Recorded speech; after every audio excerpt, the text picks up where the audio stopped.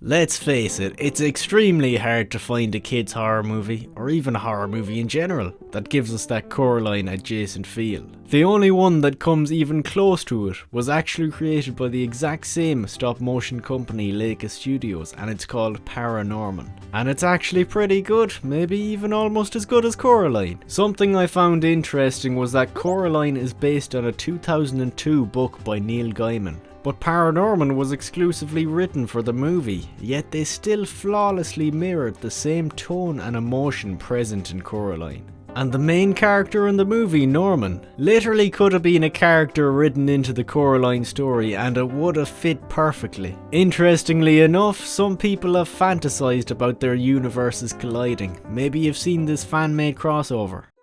I'm Norman? Norman Babcock? I'm Coraline Jones. The character art style is indistinguishable, but I suppose that is because they use 3D printers to generate their faces.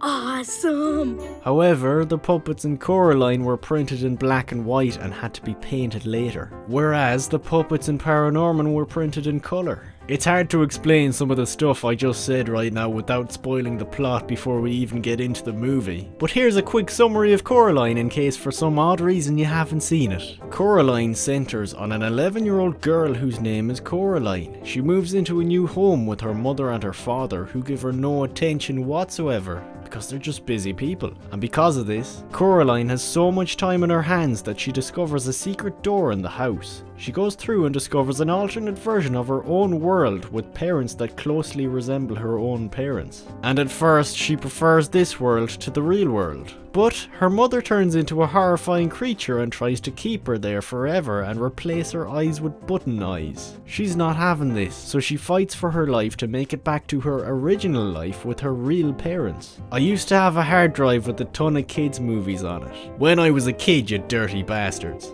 And Coraline was one of them, and it bloody traumatised me. I actually remember the first time I saw ParaNorman 2. I went to Tesco, bought the DVD, came back and watched it back in 2012 when it came out. That was 14 years ago. Even though it's been so long, when I rewatched it in preparation for this video, I remembered every single scene vividly. Well, nearly every scene, but anyways, that's the sign of a movie that has an impactful effect on you. But sprinkled on top of its frightening horror is quite a bit of comedy, which was heavily influenced by Evil Dead 2, which was a more comedic and kinetic follow-up to Evil Dead 1. Mostly in the scenes where everything looks crazy and rapid, like this action scene. ParaNorman opens up with a scene from a campy B-movie very much in the style of George A. Romero's Night of the Living Dead. The woman here is trying to get away from a zombie. Yet for some reason it looks like she's enticing the zombie by showing it her ass. And then she lets him eat her eat her. It's revealed that Norman, the main character of this movie, is the one watching the campy film. He's describing what's happening to his grandmother because apparently she can't see the screen. Granny tells Norman to tell his dad to turn up the thermostat. It's like R-I-P-P-E-D. Why'd they have to make her so thick? I mean, goddamn. Ew! Watch it. Courtney. In the head, thick in the head. Norman tells his dad about what Granny said, and this is his dad's response. Your grandmother is dead! Fun fact, the concept of the ghost grandmother was actually influenced by the grandmother of Chris Butler, the writer-director of this film. She used to tell me that when she died, she was going to come back as a ghost just to make sure I was okay. So at this stage, obviously, we know that Norman can speak to and see dead people. And obviously the family doesn't believe him. And both the father and mother have different perspectives, so they start arguing. People talk. They do. He's just sensitive, Perry. Oh, please. Kinda reminds me of the family dynamic at the start of Coraline, where the parents are so busy that they don't even have time for her, so she mocks them. Don't even think about going out, Coraline Jones! We then cut over to Norman's uncle, who's clearly dying of something. Although we're not exactly shown what he's dying of. My guess is that he's a drug addict. He's got a wide library of pictures of Norman on his wall. At the moment he's portrayed as a freak who has an unhealthy obsession with a certain child. But that's not exactly the case and you'll see why later, so hang in there. Now Norman's off to school. Good morning. Sorry, I gotta run. Oh, excuse me. Pardon me. I already know what the other people are thinking here. This lad should be put in a mental institute. But if he could somehow prove to them that he could actually see dead people, they'd be thinking differently. Now we get to see the dead people, and they look like green farts. When Norman arrives to his school, all the other kids with their pumped up kicks also think he's cracked in the head. And what do we have here? Norman has bullies, of course he does. In the movies, everyone who's portrayed as being even remotely different to everyone else, or otherwise called nerds, always has bullies. Talk to that. Hell man, that was a good one. Flies don't talk. Oh, Norman, come on man, I bet that's part of the reason you're getting bullied. You're stating the blatantly obvious here. Another kid called Neil tries to befriend Norman, but he tells him to leave him alone. But Neil tells him not to listen to the bullies and says that he gets bullied himself for being fat and having a disability. It's clear that a lot of this movie is about acceptance and the abnormal. Or should I say, the abnorman. That statue just pissed at us. He pissed on you? That's pretty abnormal in itself. Although, where's the piss? I don't see a stream.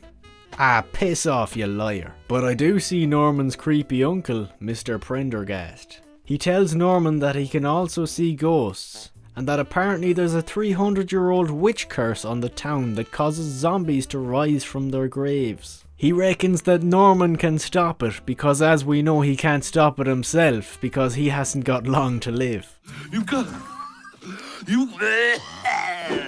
Anyways, Neil takes Norman's supernatural ability to his advantage, so he brings him to his house to see if he can spot the ghost of his dead dog out in the garden. At his house, Neil's brother Mitch recognises Norman as that weird kid. Look at me, I'm talking to ghosts so people will pay attention to me. And the ghost of Neil's dog looks like Super Mario with that mustache. Back in Mr. Prenderghast's house, he's dead, and here's his spirit.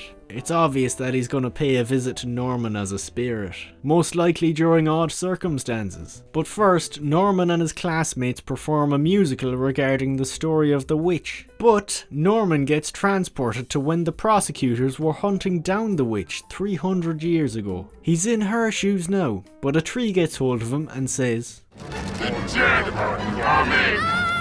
And even though Norman is well aware that he's back at school and no longer being hunted by a bunch of bastards, he still feels the need to tell his parents that The dead are coming! The tree told me!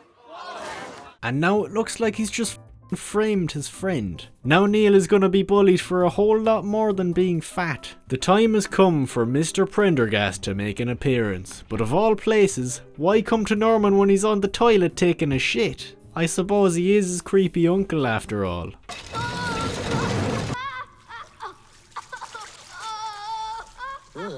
A joke for us adults perhaps. This guy must think he's having a wank. Anyways, Mr. Prenderghast informs Norman that he needs to read from the book that's in his house at the same spot that the witch was buried. And if he doesn't do it before the sun sets tonight, everyone is f***ed. The witch's ghost will wreak havoc. And off he goes, but someone else decides to eavesdrop and he regrets it. When Norman goes home, he gets a text from Neil, who's outside. Michael Myers reference, I see. Norman explains the whole ordeal about what he has to do, but Neil doesn't give a rat's ass. You wanna come play a bit later? So off he goes, and Granny appears to Norman to tell him that it's okay to be scared. Norman listens to this advice and uses it to aid him in his endeavour, stopping that witch bitch. But before he heads off to the grave, Granny asks Norman what's happening right now. He tells her that the person watching this video is not subscribed, which is absolutely shocking. So Granny tells them that they should subscribe and like the video right now if they're enjoying it. Ah! Norman! You better not be singing out, you little weirdo! On his way to the grave, he comes across the bully Alvin, twerking on the ground, listening to Dizzy Rascal's Fix Up Look Sharp. Norman races by, knocking him over, and the guy wants revenge now. By the looks of it, he's about to be wrapped up in all of this witch business. He arrives at Mr. Prenderghast's house. Oh, that's rank. So was that. Well, he's found the book now anyway, so there's that. But it's not as easy as he thought. That's disgusting. I don't think Norman had getting licked by a dead body on his agenda for the day. Norman makes it to where he thinks the witch is buried, but he's not alone. Alvin is there with intentions of bullying him, and so are the zombies of the 7 accusers. But it doesn't seem like they're very keen on bullying him, because Norman starts reading Sleeping Beauty to them. Yeah, that's what it is, a bloody fairy tale. And the leader of the zombie accusers says, "You must stop." So either the zombies don't want the fairy tales to send them back to their graves, or they just realise that this won't work at all, what Norman is doing. I'm gonna stick with the latter, because it didn't work. Norman's sister Courtney has apparently gone to Neil's house to find Norman after she saw him leave the house, and she's clearly into Neil's brother Mitch. Hell yeah. Oh. Sake, she can't even get the words to come out of her mouth. She finds out where Norman is, and brings both Neil and Mitch along with her for their rescue ride. Meanwhile, Norman figures out that the reason the fairy tale didn't work to get rid of the witch is because he was reading it in the wrong place. And he thought the witch was also buried there, but she wasn't. So together, Norman and Alvin head off to find the actual burial spot of the witch. And they nearly get run over by Courtney, Mitch and Neil. Look out! Oh no! That was Norman! Just after Courtney finished talking a load of shite. Do you use free weights? Because your deltoids are huge. Kill me now. That's exactly what I was just about to say. The child has beaten me to it. But then they run over a zombie. What did you just say? Does anyone know CPR? Yeah, CPR on a severed head. Great idea. I would never have thought of that myself, Mitch. The group drives away, but one of the zombies manages to grab onto the car and join along for the ride. This reminds me of that mobile game, Zombie Highway. It grabs Neil. What do we do? What do we do? Mitch! I don't know. You're the oldest. Not mentally. Well, you've got that right. At least he recognises his stupidity and can come to terms with it. Anyways, Norman has no idea how to find the witch's grave. So he calls the only person he knows who might even have the slightest idea, his classmate Salma. She's a history nerd, the worst types of nerds. She tells him the witch was tried in the town hall and that she reckons they might find a record of her execution there. So they take a swift turn and off they go to the town hall. How you getting on? It's Crack Attack in the car. I look like a fucking driving instructor, don't I? But anyways, I'm here to tell you that I've just set up a Patreon. I'm going to be putting up exclusive videos. They're not your typical video essays that you see on my channel. They're movie commentaries and reactions. A lot of them have special guests, like Adam is a recurring guest. He's my friend. He's going to be up on the screen right now. And Talisha is in one of them. She's another one of my friends. She's on the screen now as well. They were great fun to make. If you enjoy watching me talking a load of shite, then you're gonna see me improvising a load of shite. But yeah, keep an eye out for that. The first video is gonna be out really soon. Back to the video now. When they get there, they're overwhelmed by the extensive selection of books. So they have to search the entire lot of them. Meanwhile, a few civilians spot the zombies and one of them decides to pull a gun on them. This sparks absolute chaos in the city. The zombies are petrified. So they run away and coincidentally they also decide to go inside the town hall. Out of all places, why there? Well, a lady spots them entering and announces to the other civilians that they're in the town hall. And that's not good news for Norman and the others, because they'll be mistaken for zombies or some shit. And who knows, maybe they won't even get the chance to find that book they're looking for if they're interrupted by these lads breaking in to find the zombies. Anyways, Norman gets into an argument with his sister because she doesn't think his plan is going to work, causing the rest of the group to split up from Norman. You're in here, all right? I can feel its I knew it, something like that was bound to happen. The group is mistaken for zombies. But what's ironic is that the whole lot of them are so dumb that they can't even shout something like, "I'm not a zombie, don't kill me." Back over to Norman. He's climbing the tower on top of the town hall to confront the spirit of the witch who's appeared in the sky. In his mind, he thinks that reading Sleeping Beauty to her is gonna stop her. But she sends a flash of lightning towards the book, which burns it. When Norman falls, he's transported to the witch's memory when she was a child by the name of Agatha, when she was wrongly accused of witchcraft and sentenced to death for simply being able to see dead people just like Norman. Then he gets sent back to real time. The zombie accusers are actually revealed as not having any ill intentions whatsoever. They want the exact same thing as him, to stop the curse. Norman loses faith in the book and decides to have a one-on-one conversation with the witch, or in this case, Agatha. This may be the last chance I get to tell you how I feel.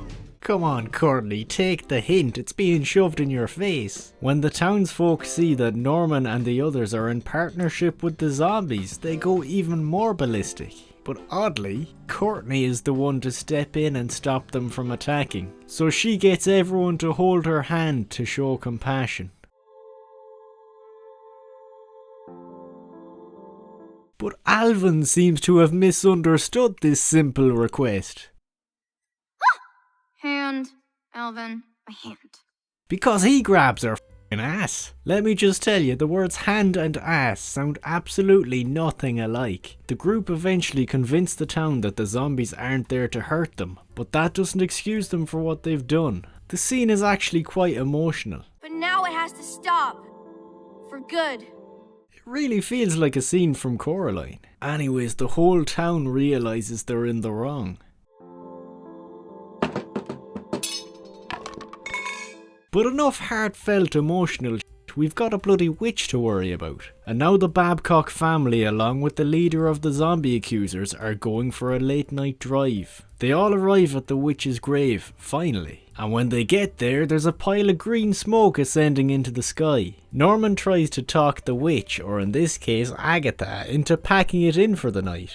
But she's not having any of it. So instead of reading the fairy tale, Norman just tells her the story of her own life off by heart. That pisses her off, but eventually Norman grabs her hand and makes it inside her head. It's in here that she remembers her mother, who used to tell her fairy tales. And then basically the two come to a compromise and realise that they're not much different from each other at all. They could both speak to the dead, but no one would believe them. And finally Norman has done it, and Agatha goes to sleep. Come on, Norman, are you cheating on Coraline now?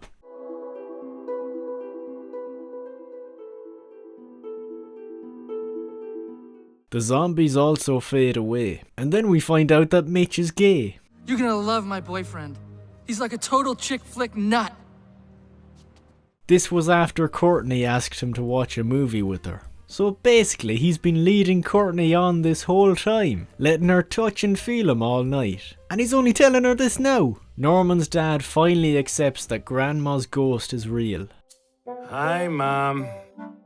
And the whole family comes together to watch a movie. That's the end of the movie. Bloody hell, let me tell you, it took a long time for me to write this script. My hands were f***ing aching from all that typing. Partly because my keyboard is so small, yet my hands are the size of a pan. Anyways, I really enjoyed ParaNorman, especially on the first rewatch, because it gave me flashbacks to when I watched it all those years ago. What is it, 14 years ago? Now, I did have to watch it a couple of times for this video, so it has gone a bit bland and boring now. But yeah, would I say it's better than Coraline? Well, that's subjective, but it does come pretty close. Coraline is full-on horror with little to no comedic relief. At no point during my watch through of that as a child did I laugh. That was the first movie to ever traumatise me. Whereas ParaNorman is full-on horror comedy, so there's plenty of comedic relief. If I was in the mood for a genuine horror that would have me shit in my pants, I'd go for Coraline.